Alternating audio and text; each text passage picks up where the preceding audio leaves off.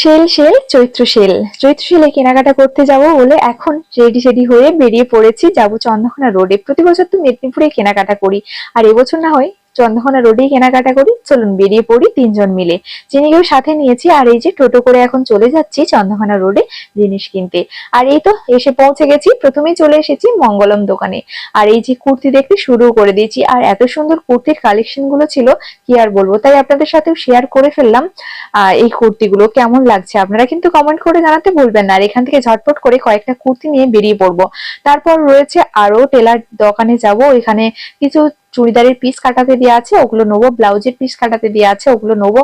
তারপর কিছু শাড়ি দেখার আছে, অন্য দোকানে যাব। তো এখান থেকে ঝটপট করে তিনটা কুর্তি নিয়ে এখন বেরিয়ে পড়বো। আর আজকের মিনি ব্লগটা আপনাদের কেমন লাগলো অবশ্যই কমেন্ট করে জানাতে ভুলবেন না। আর আমি কি কি কুর্তি নিয়েছি সেগুলো দেখার জন্য আমার চ্যানেলটিকে তাড়াতাড়ি সাবস্ক্রাইব করে আমার চ্যানেলে অবশ্যই চোখ রাখুন।